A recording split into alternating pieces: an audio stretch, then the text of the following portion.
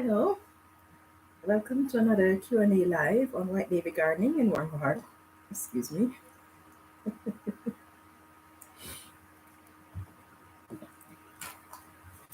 How are you guys doing today? Hopefully you guys are all doing okay.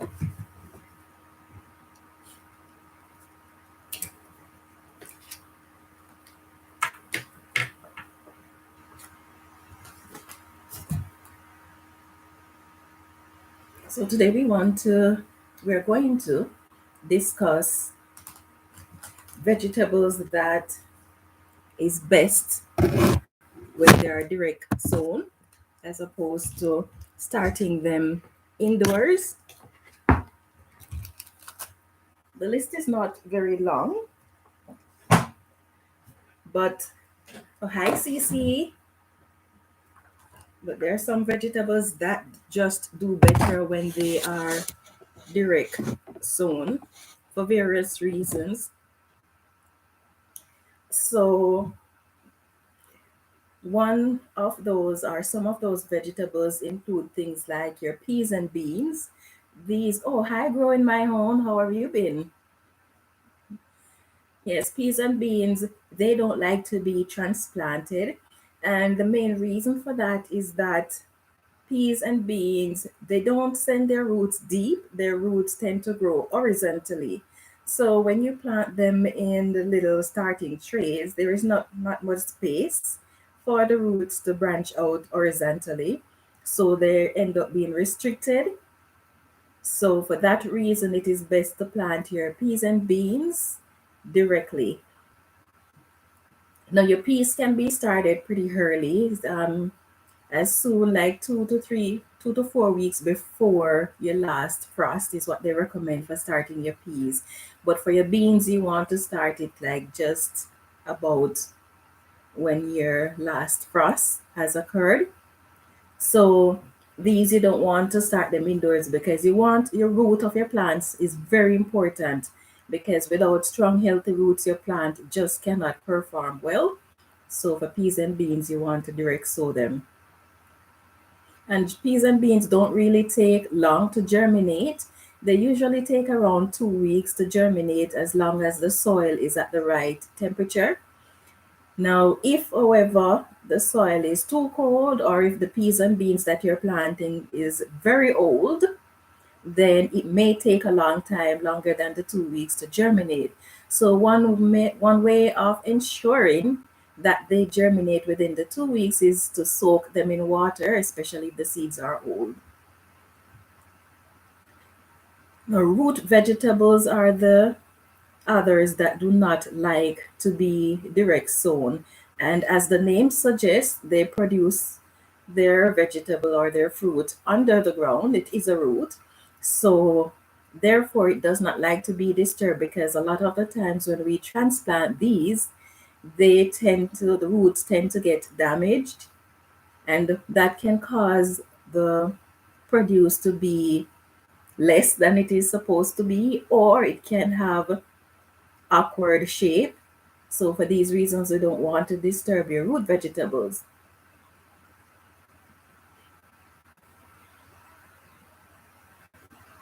Now, if you are going to be planting root vegetables and you want to get a early start, but you are not able to start them indoors, one of the things that you can do is to direct sow it like a few weeks, just a few weeks, 2 to 3 weeks before the growing season actually starts.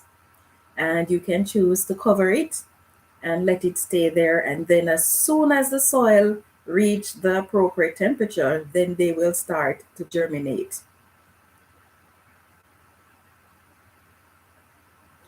The next vegetable that does not like to be transplanted are corns.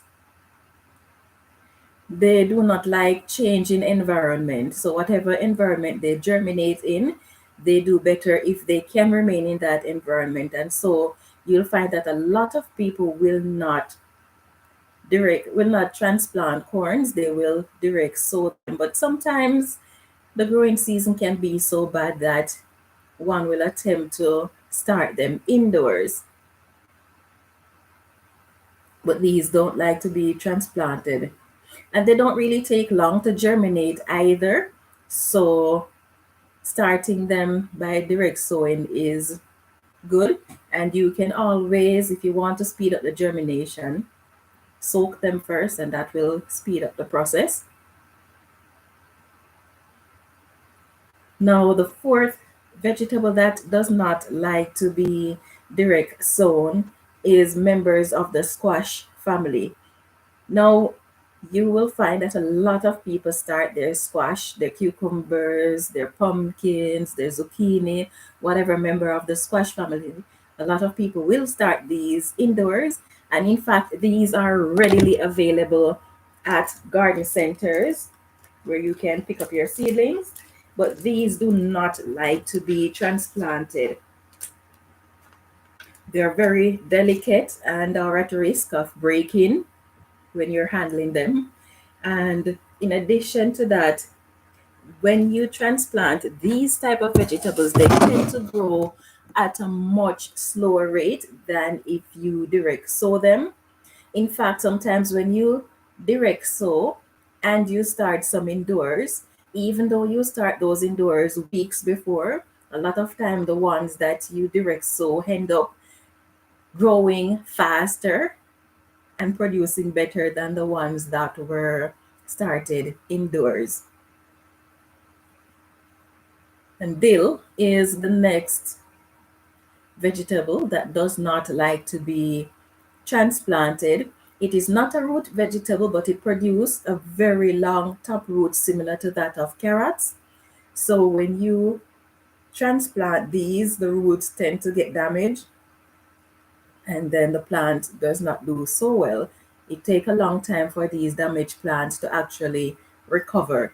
Now, for root vegetables, sometimes, for example, the carrots, they tend to grow multiple legs, as I was told recently, when you transplant them, because I am always one who don't like to see plants going to waste. So when I'm thinning my carrots, I usually transplant the ones that I took out, but then I usually end up with quite a lot of them having the forks.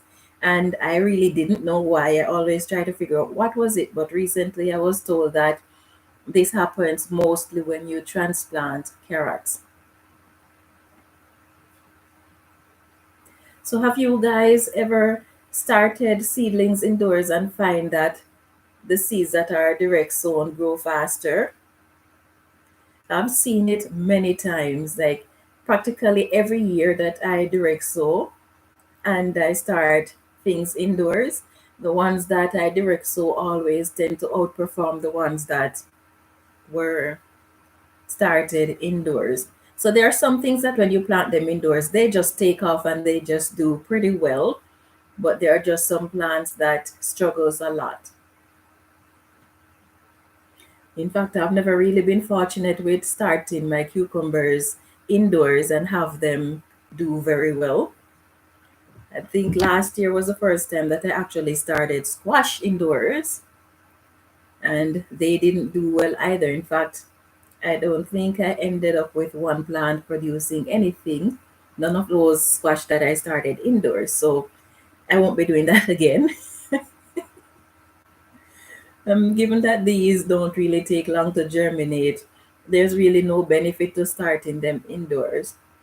And then I'm not really a fan of buying seedlings from garden centers. Not that there's anything wrong with it, but a lot of times when you buy seedlings from garden center, you will find that sometimes they may have pests and you end up introducing the pest that the garden center plants have to the rest of your garden.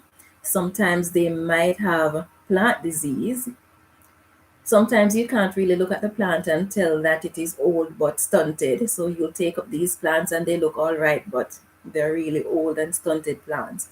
So you can find really good plants at the garden center. So I'm not saying that every time you buy at the garden center there is something wrong, but these factors have to be taken into consideration. And sometimes you buy them and the plants are looking good, but then when you take out the plants, you find that they are root bound and all of these things will affect your plants. So the plant still grows and it still produces, but then the plant take a really long time to recuperate.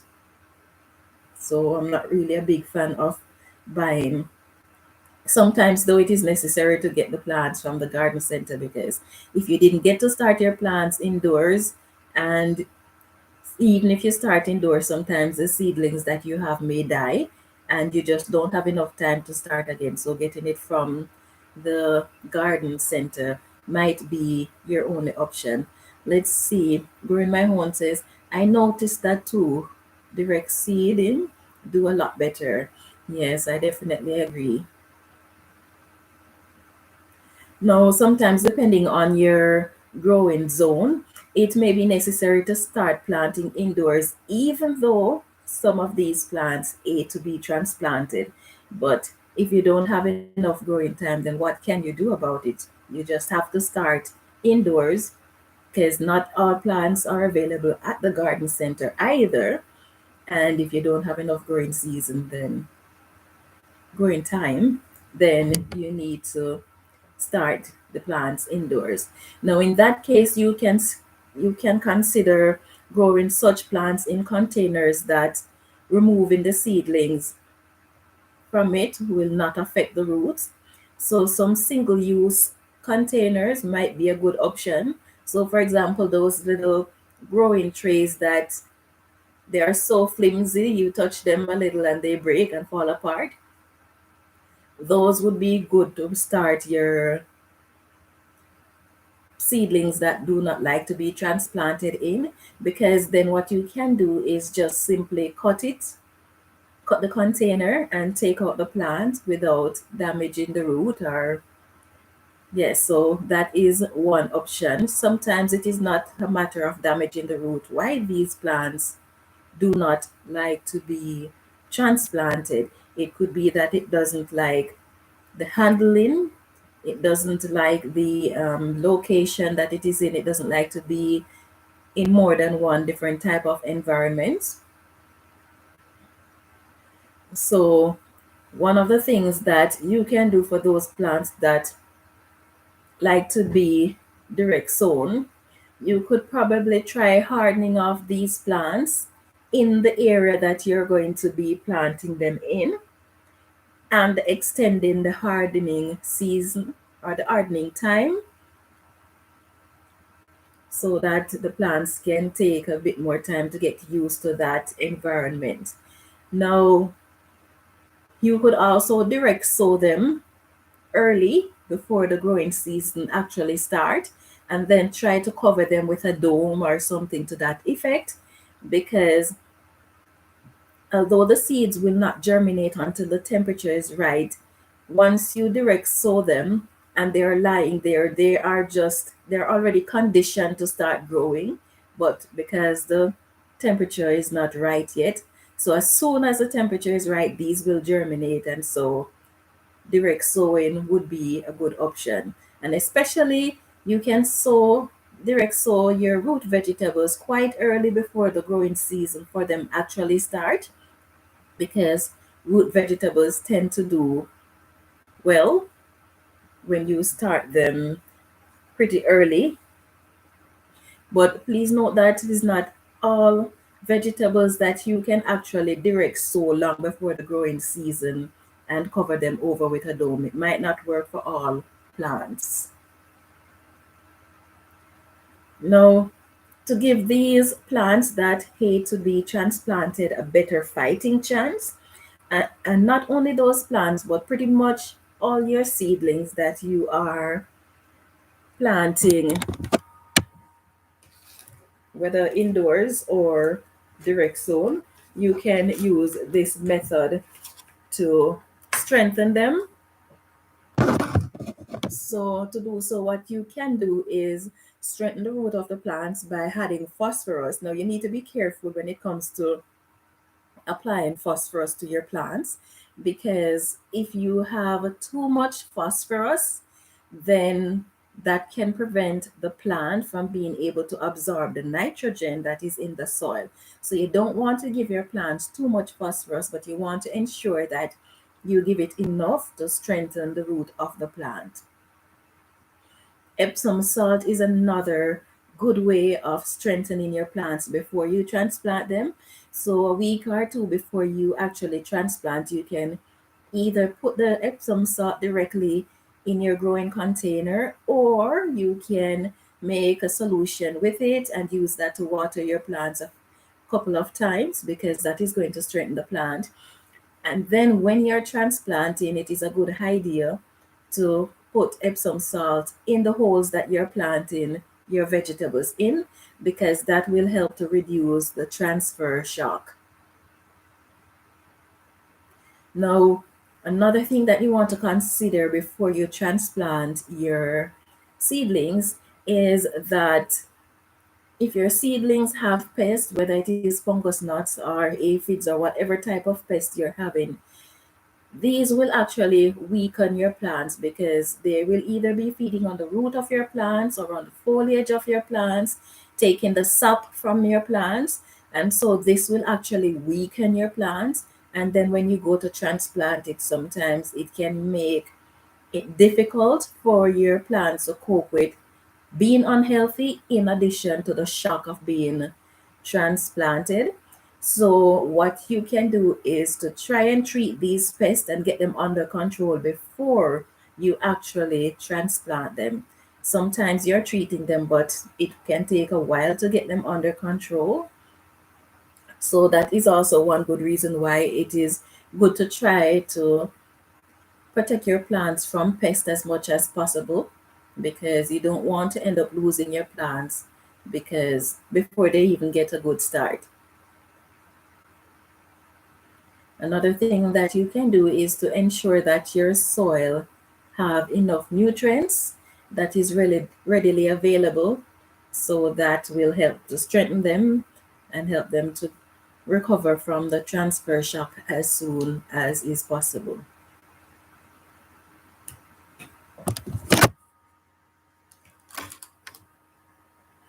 Okay, so we have covered the points that I want to discuss with you guys today. I was trying to keep it short because I was supposed to go on the road and run some errands before going to work.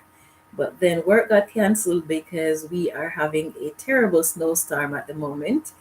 I can't see 20 feet in front of my house. Everything is white. I'm looking at the snow blowing, and the snow is not blowing diagonal, the snow is blowing horizontal. That's how bad it is at the moment. So I won't be able to go to work or go on the road. So I don't really have much information prepared. But if you guys have anything that you want to discuss, then that would be awesome. So, how are you guys doing with planning your garden? Are you excited? Are you getting close to finishing up your plans for your garden?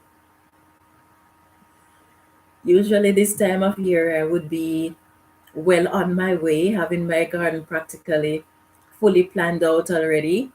And February, where some things need to be started in February, like your onions and stuff like that. But I'm going to be having a very late start this year. I pretty much have little or less than nothing planned. I've been so busy with so many things this time around. I haven't gotten to that yet. I don't even have the onion seeds yet, and I'm supposed to be planting them the second week in February. Yes, I'm going to have to try and see if I can source some as soon as possible, because if you're growing onions from bulbs, then you can plant them when the growing season starts. But if you're starting from seeds, then you have to start them in February in my region. And I'll be starting from seeds because I want to grow different varieties of onions, but not all of the onions that I want to grow is available at the garden center as bulbs. So I have to grow them from seeds.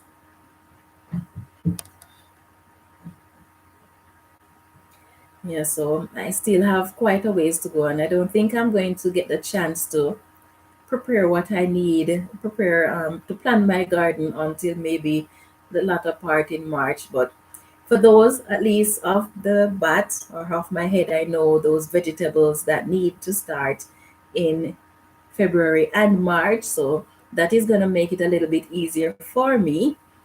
So I will just start those indoors. But in terms of planning my garden, the layout of my garden, what goes where, how many of what I want to plant, that I won't be able to get done for a while. Hi, Helpy, how are you? Yes, I won't be able to get that done for a while, but little by little, I will definitely get there before the growing season start. So have you guys started anything indoors yet?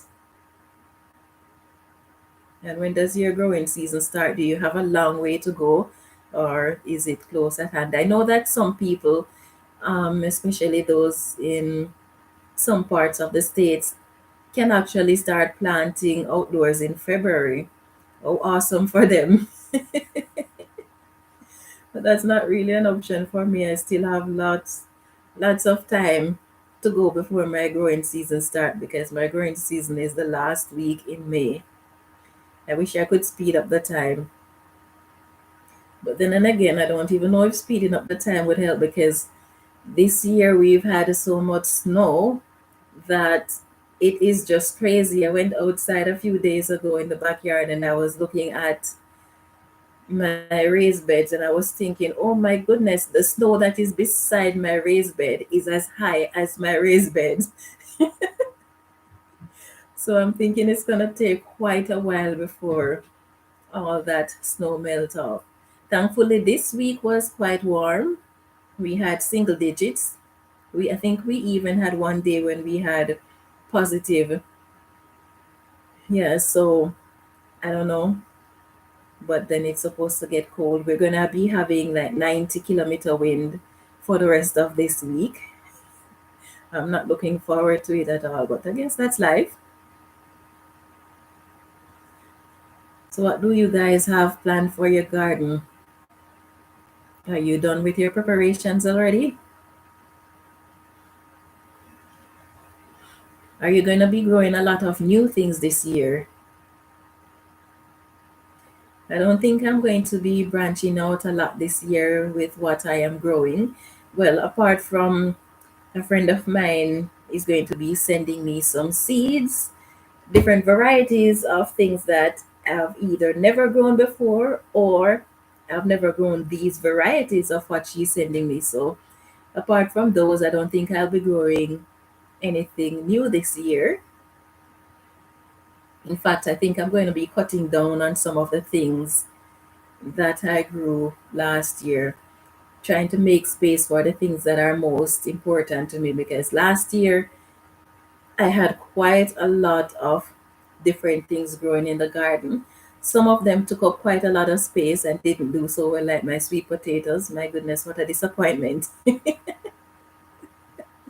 The Japanese yam wasn't too bad, but yes, I had an entire raised bed with just sweet potatoes. Well, I had some collarloos in between, but the bed was taken up with sweet potatoes and they didn't really perform much. So I'm gonna try not to waste so much space this time around growing things that are likely not to produce. And I think this year I'm going to be more rigid in terms of how much of each plant I'm going to be growing. Let's see. Okay, growing my own is saying hi to Healthy.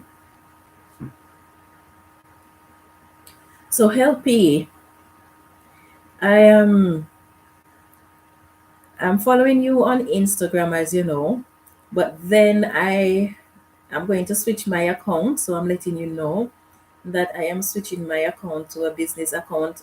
In fact, I'm creating a different account, a business account.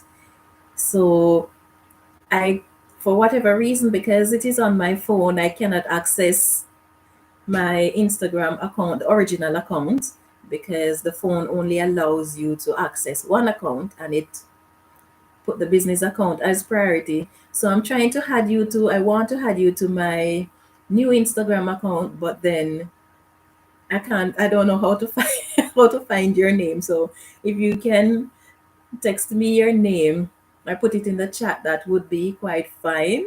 I'd appreciate that.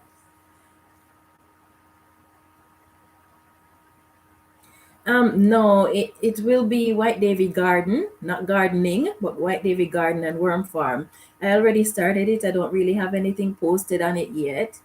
But yes, so it is White Davy Garden and not gardening and Worm Farm.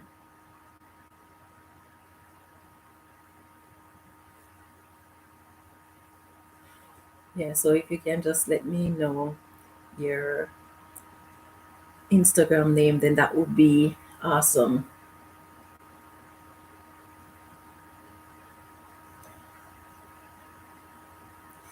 The difference between the business and the regular account is that you are allowed more freedom on the business account. Yes, and then because I have a lot of friends, mostly my spiritual brothers and sisters that follows me on the personal account, a lot of them are not necessarily interested in worm farming. So they're interested in gardening and stuff like that. But then I want to keep the business account as a business account and not really have personal stuff on it. But you have a lot more freedom. I haven't really looked deep into all that it offers yet, but I know that you can create videos on it, whereas you can only do short videos on the personal account. You can use it to advertise. You can actually monetize it and all of that. So, yes, but I haven't really spent the time to look into all that it offers yet. Okay, let me jot that down so I don't forget.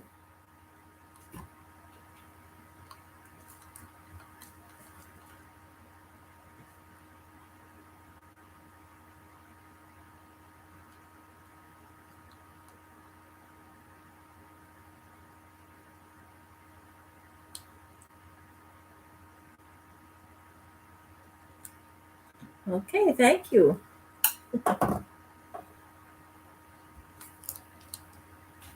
Okay, so I was pretty close. It's just the day that I forgot. I was struggling so bad to remember the name. I can't believe my brain is so bad. My memory is really terrible. I was struggling so bad to remember it. But anyway, let's see. Okay, you have ginger growing inside. Nice. I got some really nice Jamaican ginger a few months ago, and I took out a few pieces and said, okay, these look nice. And they had the little buds on them already. So I'm saying that I was going to plant them. And for the life of me, I don't know what I did with them. And I haven't seen any nice Jamaican ginger yet. And I don't really like the ginger that I get here because the quality is just not the same. They're not as potent.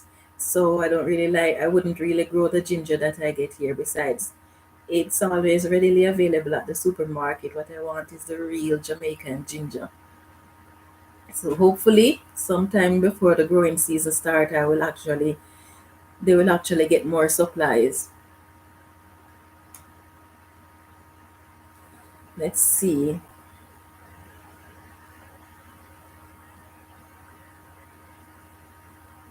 Okay, your niece asked you why you post stuff about your worms and not pictures of yourself. Yes, I know a lot of people. And then the thing with me is that I'm a very private person. So posting my personal information online is not really me. Yes. So for that reason, most of the time, if you notice on my Instagram account, there is pretty much nothing on it except for worm farming or gardening. Occasionally, I might do something about the kids, but then I don't really put pictures of my kids on any form of social media or on the internet. I believe that kids need their private lives, but like little things that they do, I will put that on it. So, yes, I can understand your niece asking, why is it about your worms and not about you?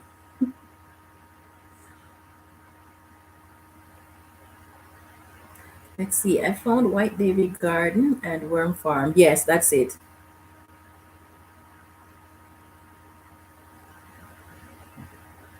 Yes, that is me.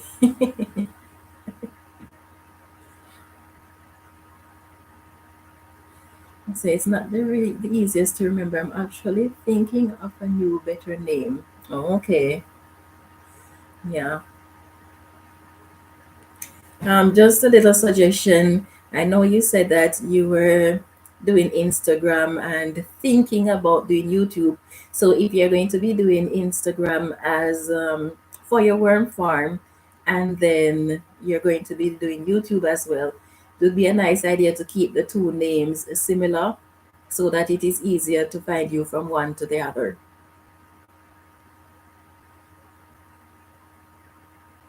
Let's see. Oh no, I do that. Hide stuff from myself. Yes, the brain is so old, it's hard sometimes. And tell me something. Have you guys ever seen something out of place and you thought to yourself, okay, this should not be here, and you take it up and you put it somewhere else, and then after you move it, you wish you hadn't because now you don't know where it is. And when you're putting it down, you were thinking, oh, yes, this is a good place for it. But then all of a sudden, you just can't remember where you put it. I do that so often that these days sometimes I see something and I'm like, if I'm not going to use it, I'm not going to touch it or else I won't find it.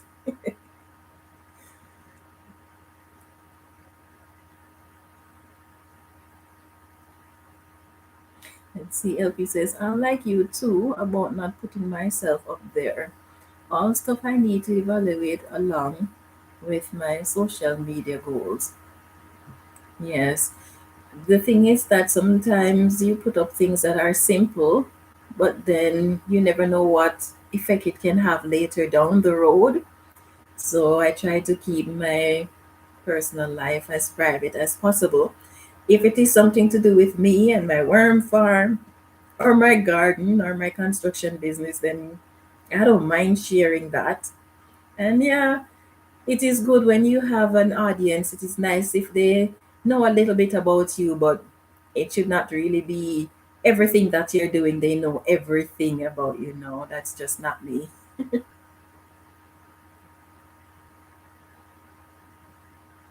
Let's see. LP says, where'd everyone go? I'm I'm blowing up the chat.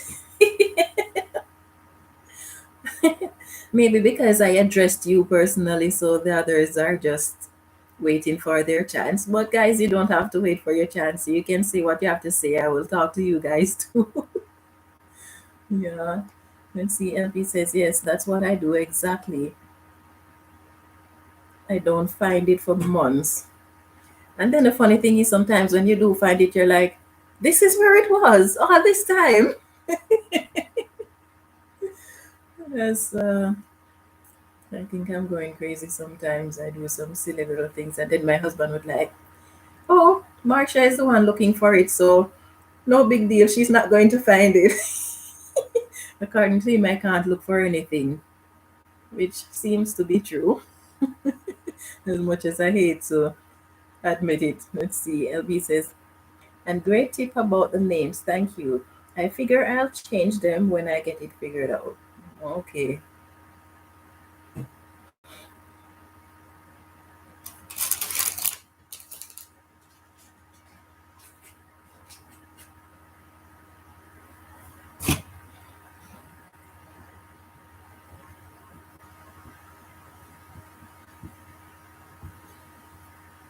Are any of you guys living in Florida? I know that Florida had a nasty cold freeze the other day. My mother-in-law was here for a few months, and she just went home, and she was here for the -50 temperatures and the -40 temperatures. And she went back home and she was saying, "Oh, it's cold here." And we were just laughing, like, "Woman, you just leave -40 and you go -40 Celsius and you're complaining that it is cold where you are." But I didn't know they were having freezing temperatures over there. I heard that they had up to 80 centimeters of snow. That is quite crazy.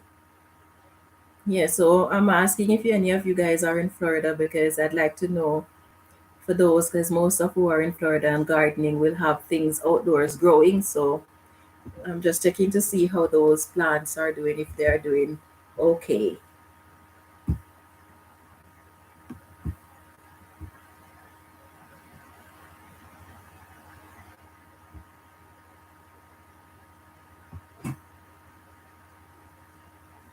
What am I growing inside? Let's see. I have rosemary and lavender, and I think my rosemary is dying. Looks as if it is dying. It's the first time I'm growing rosemary, but it looks as if it is dying, and I'm very disappointed. I was looking forward to having it because it made it so far. I brought it indoors in September, and it made it to this far, and all of a sudden it is just dying. I have I just started my Scotch bonnet a few weeks ago, but I think it is not very happy. They have germinated, but then they are rather tiny and they don't have any true leaves, and they have germinated at least 2 weeks now, but they don't have any true leaves on them yet. So what I've been doing is in the night I put them close to the heat vent, and then in the day I put them on the windowsill. But I think maybe the windowsill is too cold for them, so I might have to give them grow lights in order to help them along. I started some of my scallions indoors, but unfortunately they don't seem to be doing so well. I don't know what it is, what's bugging them, because last year I started 5 seeds I planted indoors, and 5 of them grew into some nice healthy plants indoors. But this year, for whatever reason, most of them died off, and it's just like one that I have remaining. So I'm gonna have to sow some more. I was hoping to get an early start, and then they can be started late in the or at the start of the growing season. But I wanted to get an early start because then I might be able to get seeds sooner rather than later. And I think this year I'm going to be using up all of the scallion seeds that I have. So if I can't get seeds, my only option is to try and see if I can get some scallion from the Jamaican restaurant. And sometimes they don't have any, or the Jamaican store. Sometimes they don't have any. Most times they don't have any. That is how I got my seeds in the first place, because I'd buy the scallions and then let them produce seeds that same year. So hopefully the ones that I have will survive so that I can get seeds for next year. And then I have my purple Japanese yam that I am growing. I have, what's that? Cabbage that I am regrowing. Oh, hi Connecticut Worms and Garden. How are you doing? I was supposed to go and mail your stuff today, but the snowstorm put an end to that. So hopefully tomorrow or sometime before the week is up. I'm not sure what is gonna happen for the rest of the week, because we're gonna be getting some serious winds, like 90-kilometer wind gusts throughout the rest of the week. So I'm not sure what's gonna be up with that, but I'll try to get it to you as soon as possible. Okay, you still need to mail mine as well. Okay. Yeah. Yeah, so back to answering your question, helpy as to what else I have. I have cabbage growing. I don't know what type of cabbage it is, because we bought it at an Asian store. That's the only place I've ever seen that variety of cabbage. Are you all right, son? I want a plastic fork from my Then food. go and get one. But I can't find Go one. and ask Anna to help you with one. Sorry about that. Yes, so I have cabbage growing, and I'm not sure what variety it is. I only know that it shapes like those little flat, round squash. Yes, I don't know what those squash are called either, even though that's the only squash that I grow. I don't know what they're called. But yes, I have that cabbage growing. I have onions regrowing for the seeds, of course. And what else do I have? I don't remember what else I have. Yes. I don't have any sweet potatoes though. I wanted to have a few, but I don't. So I think I'm going to wait until they get another supply at the Jamaican store and then see if I can start some again. Yeah, so that's pretty much all I have growing so far. I need to get my onions started, but I don't have any seeds just yet. So I'm gonna look online and see because I think the second week in February is when we're supposed to it's when we're supposed to start onions from seeds. So I'm gonna have to get on that as soon as possible because I would really like to have some onions this year. I've never had any good onions. I've never grown onions successfully. I've grown them and I've harvested them, but they're always so tiny that they're just a little bit bigger than if you had bought the bulbs and planted them. So I've never really grown onions successfully. So hopefully this year I will be able to do so. Let's see.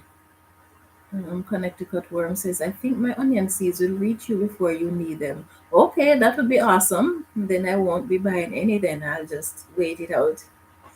Yes. So hopefully this year I can actually grow onions successfully. I don't know what it is that I am doing wrong because my sister-in-law next door grows her onion and they do well.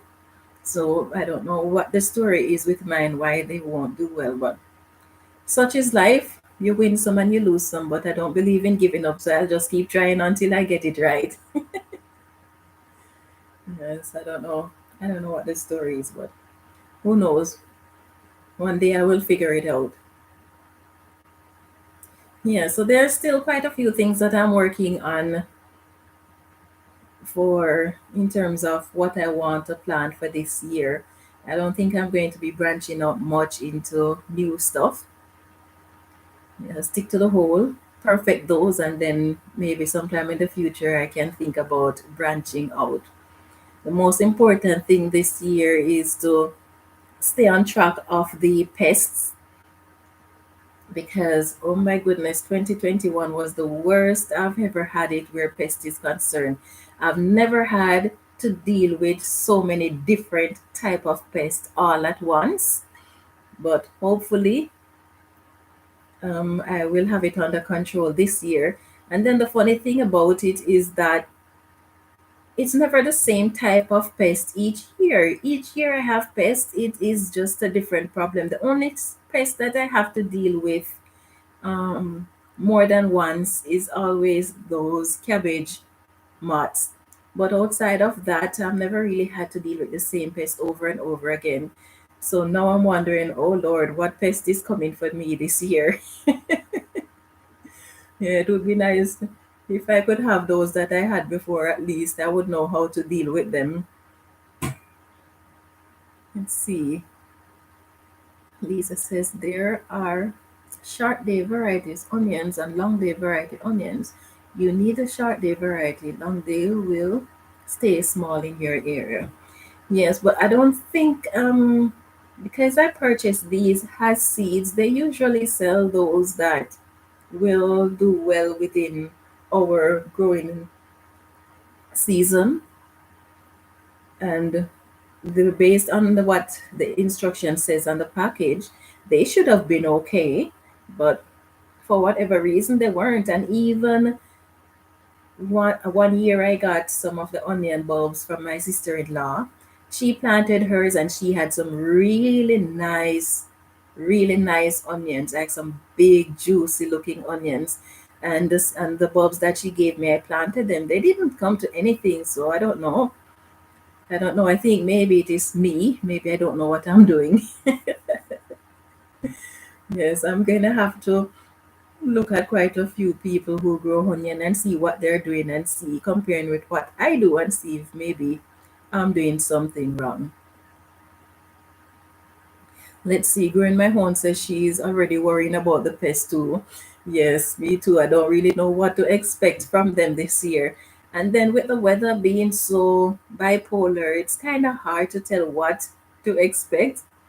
because different weather carry different types of pests, and that is one of the reasons why I am not going to be branching out with a lot of different stuff this year, because you have some pests that love it when it is cool and not hot, and then you have those that love it when it is hot and not too cool.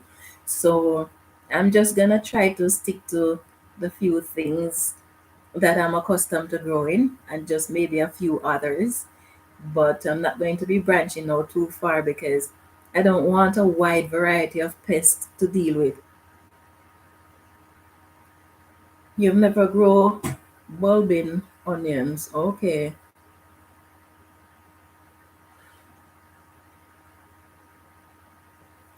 So when you say you've never grown bulbing onions, you mean onions that produce the bulb?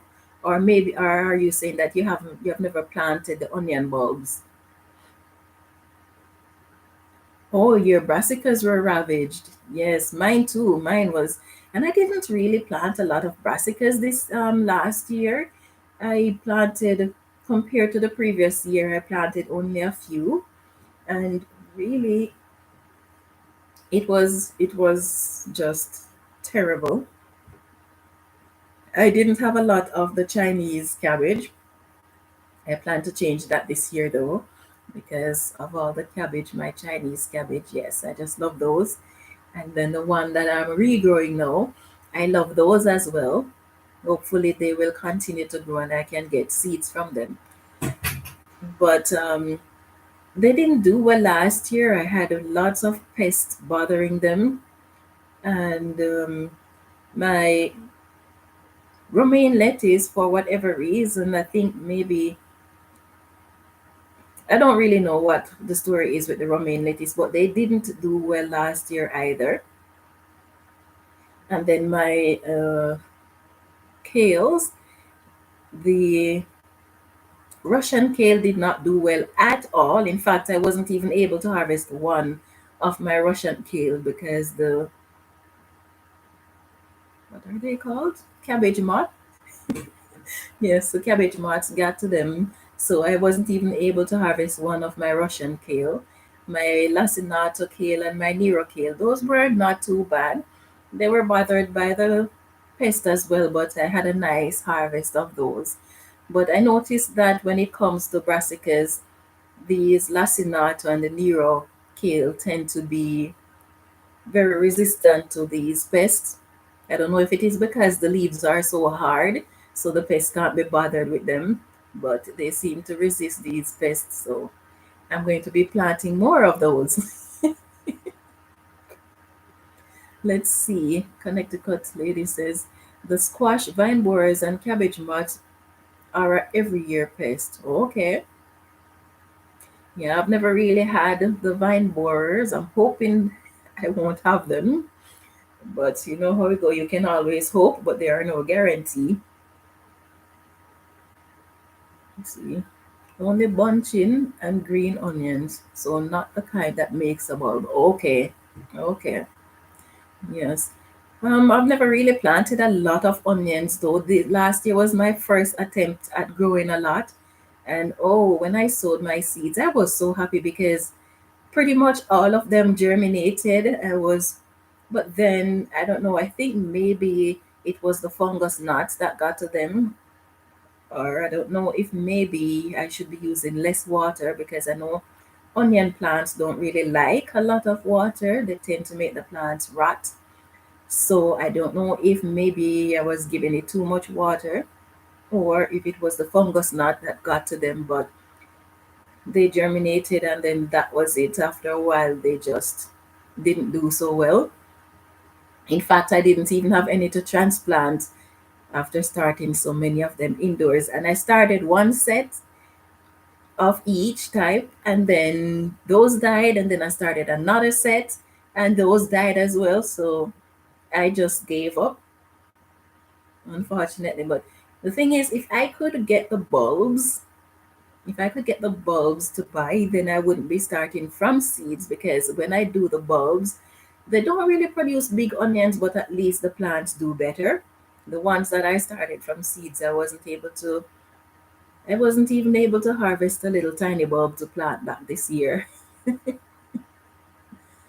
Yes, but time will tell. We'll see what happened this year. Let's see. Connecticut of Worms says kale can tolerate very cold temperatures and even snow, so I like to plant them before the pests are active. Usually very early in the ground, still partially frozen. Oh, you plant them while the ground is still partially frozen. Interesting.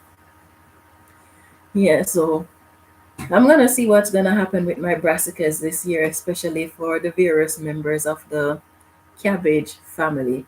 My lettuces was a failure last year too, and I think maybe it was I changed the location where I usually plant them, and where I usually plant them they did well, but the location where I had them this year they did not do so well at all. So I'm thinking maybe I need to switch them back to where they were originally, and then maybe I can get a much better harvest. So that's one thing that I need to remember to do though. Yeah, so lots of planning needs to go into place. Yes, and I think I'll be growing quite more brassicas this year, although they are so prone to pest. I'll be growing quite more brassicas and lettuces than I did last year. And I've already prepared quite a few beds for them. So we'll see how they do. And last year I had, what is it called? The little bugs, potato bugs. I had potato bugs last year for the first time. Man, I remember when I saw the first one, they're pretty, but I didn't know what they were. So I took them out. I found what two of them, not knowing what they were. I put them in a container, took a few of the potato leaves and put it in the container with them, thinking that, oh, they could be some good insects because when I saw them, they looked like the ladybugs, but just different size and different pattern on the bodies. So try to save them. But then after doing my research, I found out that they were a pest and that once they get out of control, it's difficult to get them under control. Oh my goodness, I got rid of them so fast. But they did keep me very busy for the entire growing season that I had the potatoes out there. Every day, as soon as the sun comes up, I'll be out there searching all my potato plants to see if there are any on it and to see if I would find any of their clusters of eggs. So thankfully, though, I was able to find them as soon as they come out. And I think once or twice I was able to find clusters of eggs and got rid of them. After a while, I didn't even have to check the plants anymore because I didn't have any. So I'm hoping that I won't see them again this year because they are a lot of work.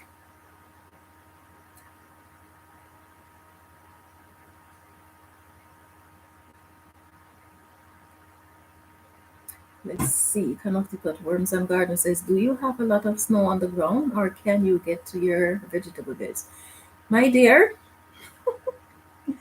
I was so happy for the warm weather that we got, or the fairly warm weather that we got last week because we had like 13, 10, one day minus 10, of course.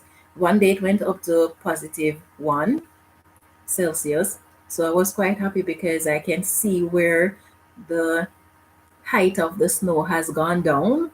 But the snow outside, I went out there a few days ago and I was standing looking at my raised beds. My raised beds are 18 inches high, and the snow on the ground is higher than my raised bed. Yeah, so there is no there is no sea in my garden, my dear. It's all covered. Yes, they're all covered.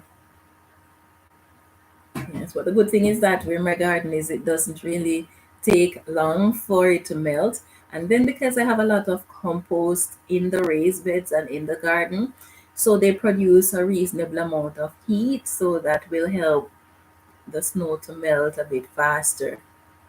Yes, there are potato beetles, quite a few of them. I think I found 7 of them in all, and 2 clusters of their little orange color eggs. But hopefully next year I won't have to be looking for those guys. But I'd rather have them than have the tiny little insects that you can hardly see. You just know that something is wrong with your plants, because when you have these potato beetles, you can see them. So if you have the time and the patience, then you can actually see them, catch them before they start laying their eggs, and get rid of them, because they say once you get these get out of control, then it is difficult to contain them, and then they tend to come back year after year once they get out of control. So it seemed as if I was fortunate this time around. Hopefully that is the case. Let's see, same here. We just got 24 inches of snow 2 days ago. Oh my goodness, to get all of that all at once is a lot of snow. Yeah, that's crazy. That's a lot of snow. That's what we got in 2020. Yeah, we had that 24 inches of snow in one day. It was so bad that my side door, I wasn't able to open it. Thankfully, the front step, the front door has a step that is lower than the front door. So even though the snow was piled up there, it wasn't too bad. We were able to get out through the front door, but the side door, the step from the landing of the stairs to get into the house were practically on the same level. So there was just no getting out through there. Yes, and we had a really bad storm earlier this year, or this winter. Not this year, but this winter. But because occasionally we get those the warm ups, and then once we get the warm up, a lot of it melts. Never really fully goes away, but any melting at all is appreciated, except on the road, of course, because then it freezes overnight and becomes ice. Yeah, I was supposed to go to work today, and then my boss called and said, "Nope, we're gonna cancel today's work because I was on the road all day." And she said there was just lots of accidents on the road. So I was pretty happy. I was gonna call her anyway and tell her that we're gonna cancel the day. Yes, but I'm glad I didn't have to go there because I was just fretting. I like literally fretting because Saskatchewan is known for the wind. The wind here is just terrible. But this time around, with 90-kilometer wind, when it is like 40-kilometer winds and you go out there and the snow that is blowing in your face, I don't want to face the 90-kilometer winds at all. So I was pretty happy that she called me first and says, okay, no work. Yeah, I wouldn't be going in anyway. Let's see. Connecticut Worm says, our winter has been much colder than normal, and there has been no warm ups, just cold temperatures and snow. Oh, wow. Yeah, ours, I think worldwide it has been either hotter than usual for some regions and colder than usual for others. So this year, this winter is the coldest I've ever seen in the 12 years that I've been in this region.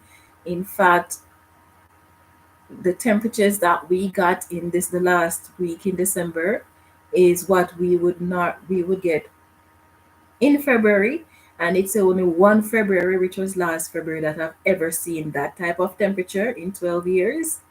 So it was just pretty cold. And then that lasted for 2 weeks, and then it started to warm up a bit. And when I say warm up a bit, I don't mean that it is warm. I'm talking about like minus 27, 28, and 30, 31. Yes, but that is warm up a bit compared to minus 50, right? Yeah, so it started to warm up a bit. And usually, all the previous years that have been here, minus 30s is how high the temperatures would go. And sometimes the wind chill might make it feels like minus 40, minus 45. But this year it's just been like close to minus 40 in actual temperatures. And then with the wind gusts, it would feel like minus 50, minus 54. It's just terrible. And then 3 weeks of that. Usually, when we get an extreme cold for the winter, it would be in February and it would last like one week. And we had 3 weeks of those severely low temperatures. It's just, I don't know what I'm doing here. And I keep saying that, but yet still I'm here. I think maybe I've lost a few screws because I can't figure out what am I still doing here. Yeah.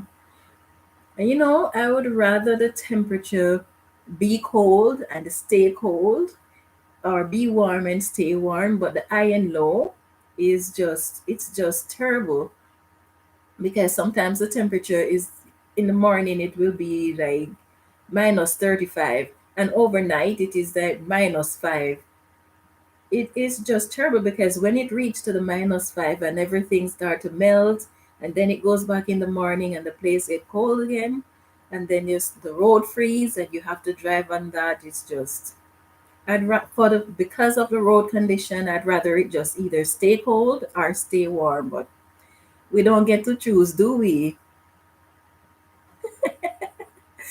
Eh? You say I need to come and live with you. Okay, I hear you. Oh, we would have a nice worm farm together. We'd be having some fun worm farming and planting our gardens. Let's see. Let's see. LP says our fall was warmer than usual. Winter hit for real this month. Okay. Well, that's nice. At least you got it warm for quite a long time. Yes. But whenever I see that we're having warmer winter than usual, I start to fret because most times when that happens, it means that when the growing season is supposed to start, it is going to be delayed. And the growing season is already too short for it to be delayed. So when I see it being a little too warm for too long, it's kind of scary. I can't really see myself going through the entire year and not being able to grow anything. Let's see. LP says my phone sends me pics from the past and I saw it wasn't too different last year, but December was quite mild. Okay.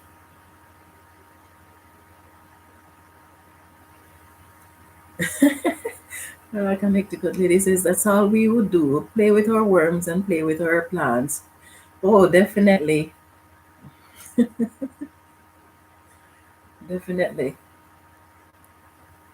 Last year, our growing season was 6 weeks later than normal because it stayed cold so long.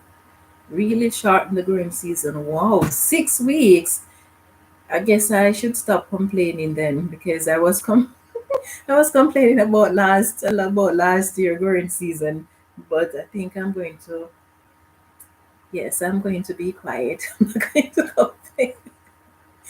Yes, it was, last year was cold for, and I thought that was long, but compared to you, not bad because usually we can start planting about the third to the last week in May for the warm weather crop, that is.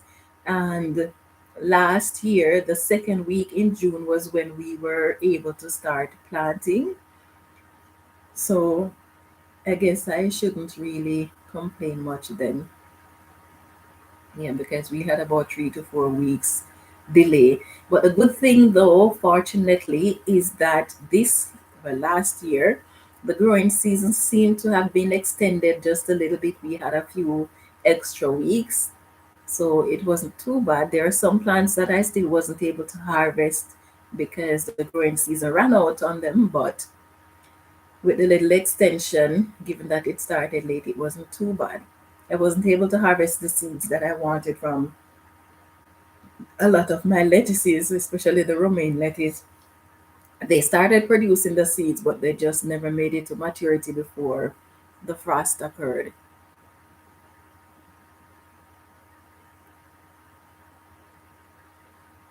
Connecticut lady says, you never know what spring is going to be like. You start seed in the house, open to plant them out, but then it might stay cold for weeks longer. So true. Yes. And sometimes they tell you you can start your seeds indoors. Say, for example, they say start your seeds indoor next week, and you might run ahead and start it this week because you want to get a little bit extra time in there. But then when the growing season take long to start and your plants start to grow out of the containers that you have, and sometimes you don't have the space for larger containers. So what do you do then? And you just have to sit there and watch the plants getting root bound and feeling sorry for them because there's just nothing you can do but wait for the growing season to start. So it's really tricky, but I always say nothing tried, nothing done. So if we don't start, we're not going to reach anywhere anyway. So we might as well start, and then whatever comes, we try to face it the best we can. Let's see, LP says, I worry about my warmer summer, but most especially that not as many bugs die in winter when it is mild. Last year, ticks were bad. Oh, okay. Yeah. Well, ours is cold, so if it is the cold that is going to help to control the bugs, then oh, yes. Well, I don't think I should be seeing any bugs this year. Yes, well, that would be awesome though if I don't see any bugs. And I don't know what really is going on because when I just started growing things here, I never had any issue with any form of bugs. Not cabbage moth, not I've never had any issues with bugs for years. No issues, but then the last 2, 3 years, every year there are more bugs and there are different types of bugs. So it is scary just thinking about it, what this year is going to bring. But as LP says, colder weather sometimes mean less bugs. So if that's the case, I would be just ecstatic.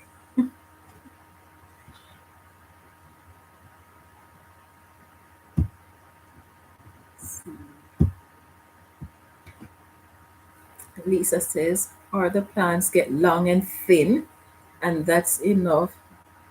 Oh, from not enough sunlight. Yes, that is the next thing too. If sometimes you have to roll out those grow lights that is so expensive to keep running, but sometimes that is the only option to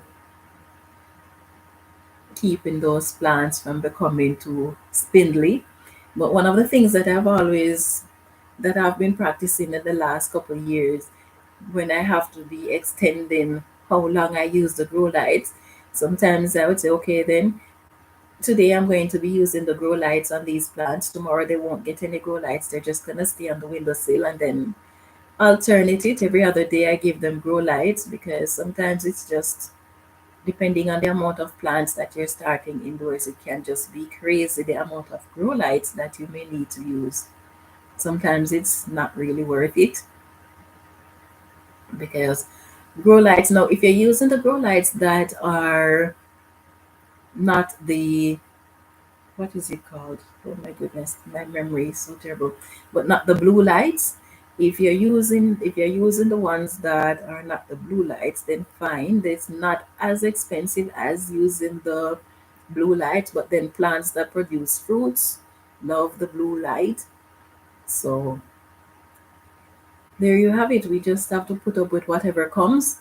The most we can do is to plan ahead so that whatever comes, we will be at least prepared to deal with it.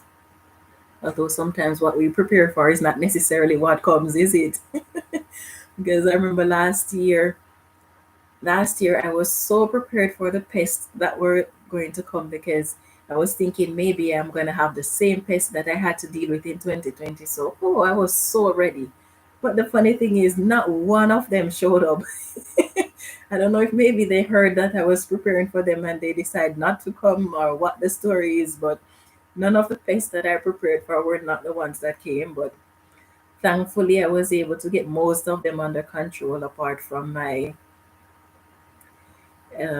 leaf hoppers that I didn't know were leaf hoppers until it was too late. But now that I know, I will be on the lookout for those little buggers. Let's see, Connecticut says, I don't think anything will live through this winter. It's cold enough that the devil will freeze.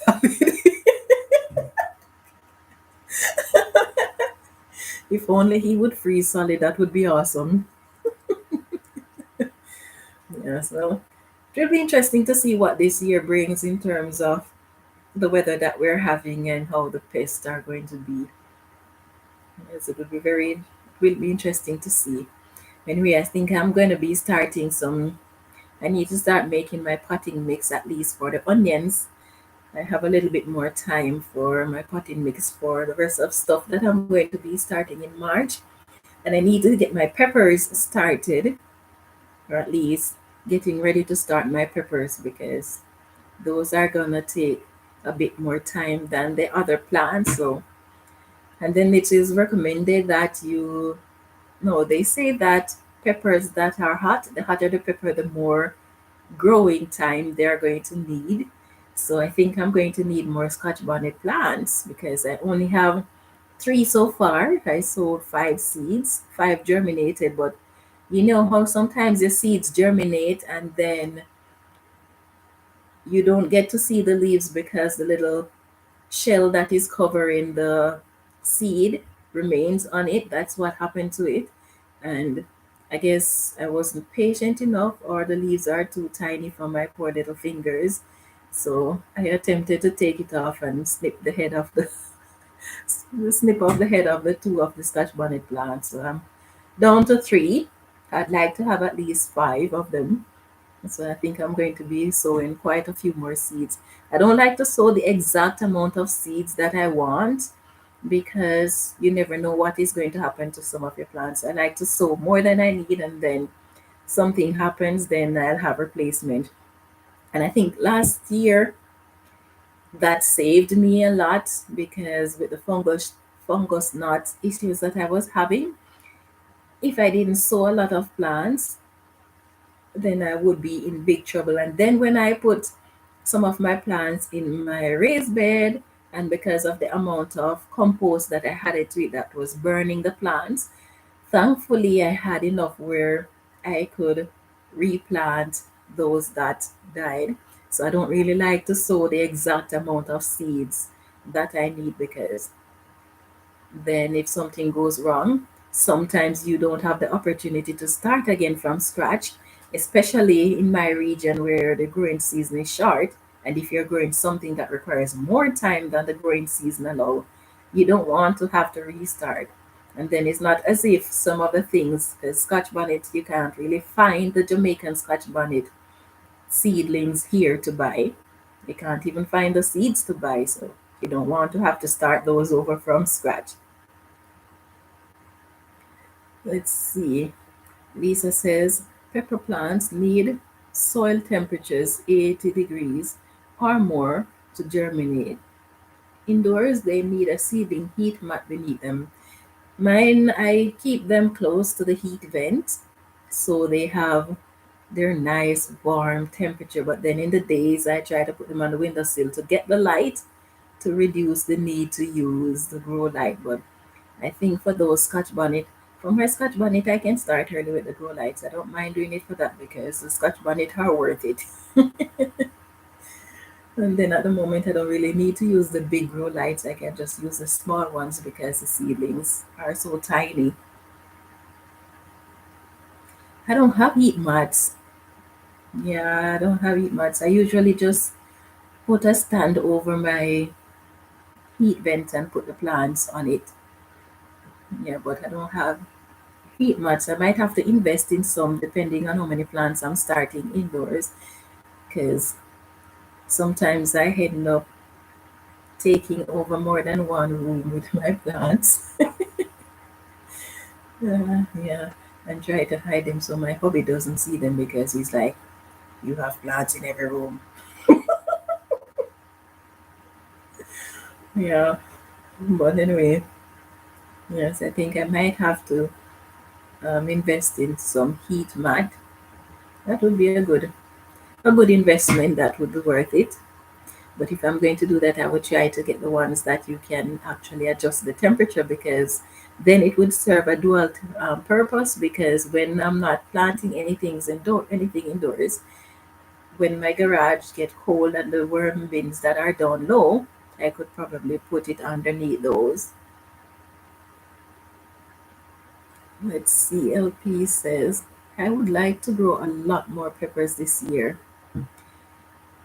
This last year, I was looking at all those gardening videos, And I was seeing so many different type of peppers I've never seen, never heard of. I'm like, when did there come to be so many peppers on this planet? So I'm like, and some of them look so nice. You look as if you should just be biting into them because the colors, the shape. Yeah, but I don't really grow a lot of peppers. Let's see. I attempted to grow chili for the first time this year, not this year, last year. And the year before that, I grew jalapeno for the first time. And oh, did I ever have a nice harvest? Oh, yeah. I think I had what, 3 or 4 plants. And that had they didn't even grow big. They were like that tall, but they were just, you could hardly see the leaves due to the amount of peppers that were on it. But I never really planted it again. Jalapeno is hot, but it doesn't really have much flavor. But I rather pepper for the flavor than for the heat. So because of that, I didn't really try to grow them again. But when you look at all the peppers that are out there on these gardening videos, even though a lot of them I'm not really interested in because they're just hot but no flavor, then I still want to grow some of them because they just look nice. And I guess maybe because when you can do a combination of all those different colors and you put that on a plate, it just looks so nice. Yeah, but I don't really have a lot of pepper seeds, and I think based on the amount of seeds that I have and will be getting, I think even though I haven't planned my garden yet, all the space is already used up. Let's see. Um, Lisa says, I finally invested in an indoor grow tent, nice, an LCD full spectrum grow light, awesome, last year, and it takes up an entire spare bedroom. Ooh, somebody is having fun. Now I'm going to move in. Can I? It made such a huge difference. Do I love it? Yeah. Yes, that is just awesome. Sometimes I wish I could get rid of one of these bedrooms and just turn it into a grow room, but someone won't be happy about that because they're gonna say, "Oh, what about when guests come?" Yeah, but I wish I could take one of these bedrooms and turn it into a room. And he's like, "Oh, why don't you put your things in the your things and grow your things in the garage?" I'm like, "But the garage is full. I've got my worms in there. You've got your stuff in there. Where do I put stuff to grow in there? Plus, it is cold in there. Inside these rooms in here, they're so warm, and they're not being used. So why can't I take them over?" But I guess that's that. I still managed to sneak a few plants here and there, so it's fine. Let's see. LP says that's awesome. I grew jalapeno for the first time last year and I was so excited how many I got. I got seeds for orange spice jalapeno this year. Oh, nice, nice. Let's see. Let's see, I have 3 extra bedroom. Bring the kids and get coming. Okay. Yeah, how cold does it get there, Lisa? Well, what's the coldest temperature that you would get there? I'm asking this because my hubby, if it is somewhere warm, he'd be on the plane like tomorrow. Yeah. Let's see. LP says, I don't eat a lot of spicy food, so I got mostly sweet peppers. I found the sweet bonnet. Oh, supposed to be a sweet scotch bonnet with a little heat. Okay, interesting. Yeah, I like peppers, but I like they need to be hot. Like sweet peppers are different because that's a different type of pepper, but peppers, they need to be hot, but more than hot, they need to be flavorful. That is what I go after, the flavor more than the heat. And that is why I love the Jamaican Scotch bonnet peppers, because it's not just the heat, but it has this unique flavor to it. So if I can find peppers that are rich in flavors, I would grow them all if I could. But yeah, and that is why I spend so much time searching for this particular type of chili pepper. And, and I haven't been able to find it. I don't know what it is called. When I was growing up, my parents had this chili pepper, and it's not the ones with the pointy ends, it had a round bottom. So it looks more like a small jalapeno pepper. And I've been searching for it for years. Everywhere I go and I see a pepper that is shaped like it, I would try the pepper to see if it is it, but I have not been successful so far. But I so wish I could find that pepper, because oh my goodness, you don't even have to cut the pepper to get that flavor out of it. You just put it in the pot hole, and oh my goodness, I can actually taste it now. Yes, but I can't seem to find it. And then the sad thing is that because no one was at that house for a while, so the plant died. So no one had any of the seeds saved from it, unfortunately. So I can't even get the seeds from there. It's just disappointing, because that is the only place and the only time I've ever seen that pepper. I don't know where my parents got it from. I don't know if birds dropped the plant, the seeds there, or what it was, but for whatever reason, I've never been able to find that pepper ever again. Okay, so it is minus 23 Celsius only for a couple of weeks. Okay, that's not too bad. Yeah, that's not too bad. That's wholly a lot better than where we are now.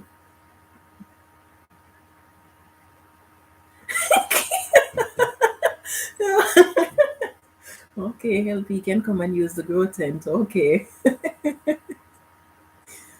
okay. So, are you done packing yet, LP? You're on your way there, right? I'll try to get there before you. Although maybe we can share it up. Three of us gardeners. So, since as it belongs to Lisa, she can get two sides. I'll get one, and you can get another.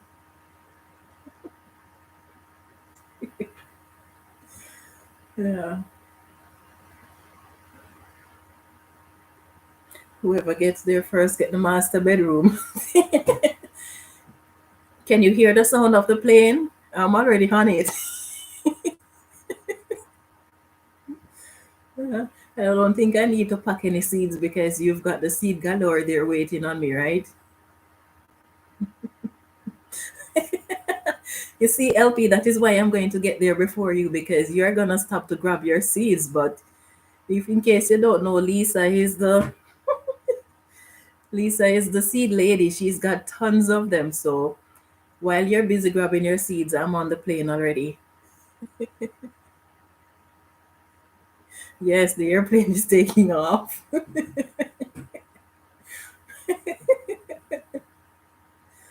Oh Lord.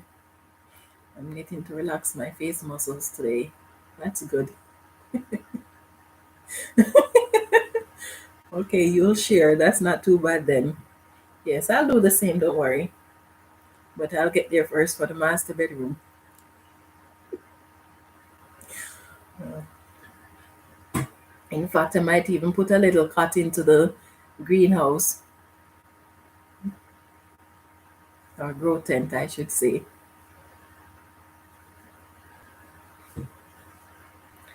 Yeah, so anyway, it was nice talking to you guys. So in a few minutes I'm going to be saying goodbye. Let's see. Connecticut Worms and Garden says, I have enough seeds for the entire state to live off. Wow. Don't worry about that. You're closer. Okay. Yeah. Yeah, maybe I can spunk the pilot and let him go faster. Like when you're riding your horse and you're whipping the horse for it to go fast. Maybe then I can get there a little faster than you can. Uh, Oh, you want to rent me a space in your grow tent? You were just offering it free of charge. Ah, yeah, not to mention that we get to have fun. Wouldn't that be enough pay? We can garden together and talk about all of the benefits of the gardening and all of the troubles that we've had over the years while doing our gardening and stuff.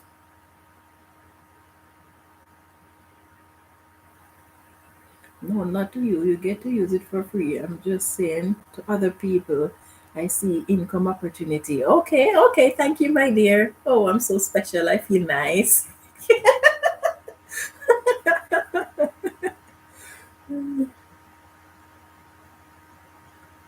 Let's see. LP says, what are the shipping restrictions for sending seeds to Canada? I have no idea. I have none whatsoever. Phew. Okay, thanks, Lisa. Yes, I don't know anything about the shipping restrictions for seeds to Canada. Yeah, so many things are restricted these days. Oh Lord.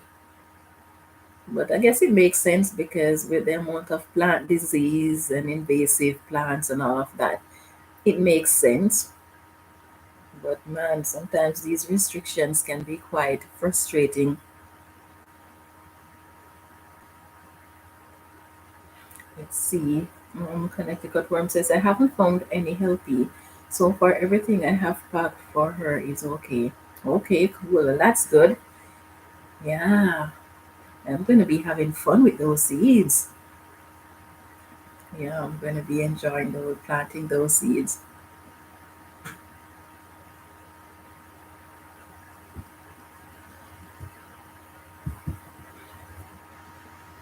Helping says, Lisa, do you just put them in an envelope and send them, or did you look it up?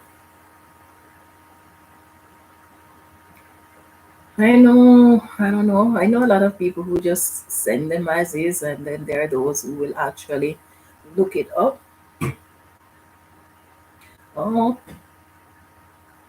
maybe you need to ship the Grow 10 too. Yeah, the only sad thing is where would I put it because I can't get rid of the spare bedrooms. I'm not allowed to. So I guess the garage would be the only option, but it's a little bit too cold in there. So I don't know. So maybe I could, yeah, I could plug in an heater in there. That might work.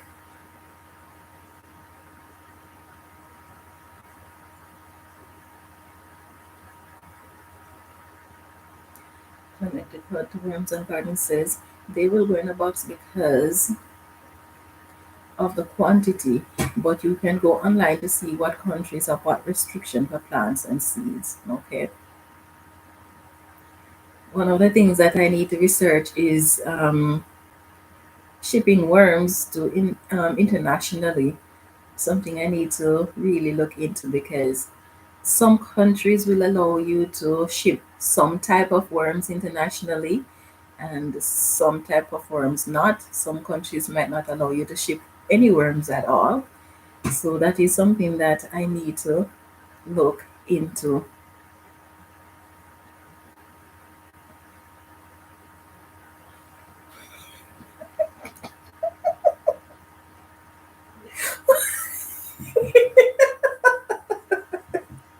Ah, Lisa, you make me laugh.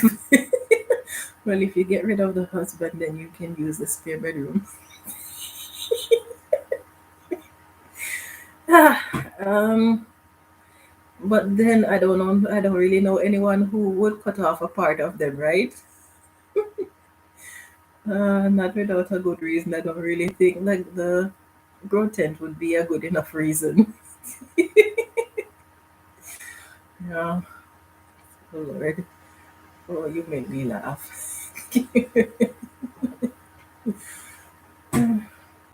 I should ask him, how do you feel about that? I know his reply would be he would just be looking as if he didn't hear me say anything.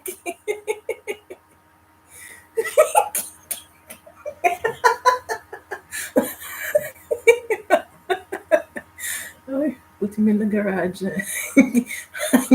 and your plants in the bedroom.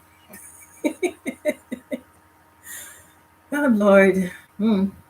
I wouldn't hear the end of it. Uh, oh Lord.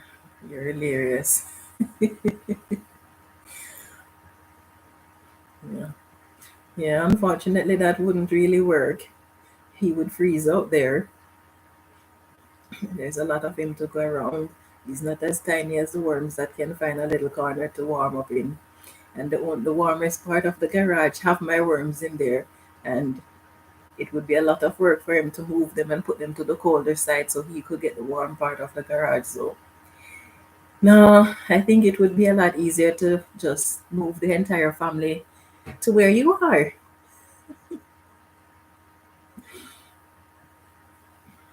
Oh, Lord. Yeah, so anyway, guys, it has been, let's see, your garage is heated. Yes, my garage is heated, but unfortunately, it is not one of the more modern garage. So whoever decided to put heating in there decided that they were going to put the heating in one corner and they didn't run any vents in in the garage.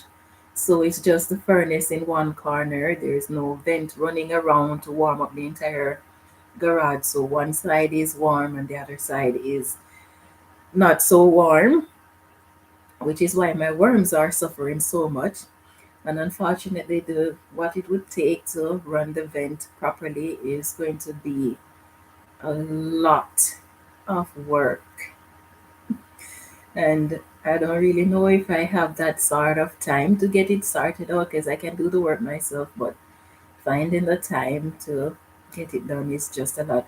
At the moment, I'm already planning to strip the garage of everything that is in there and redo in there so that I can have more space.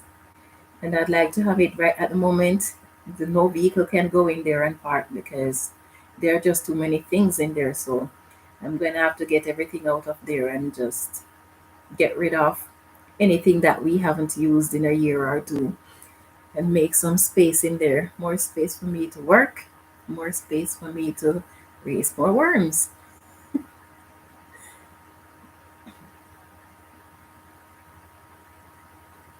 Let's see, at least he can talk and your worms can't. Just tell him he can stay on the couch if he gets too cold. Ah, you ladies, you ladies. Let's see, I have more than enough room and space for your family. Come on down. Okay, nice, nice.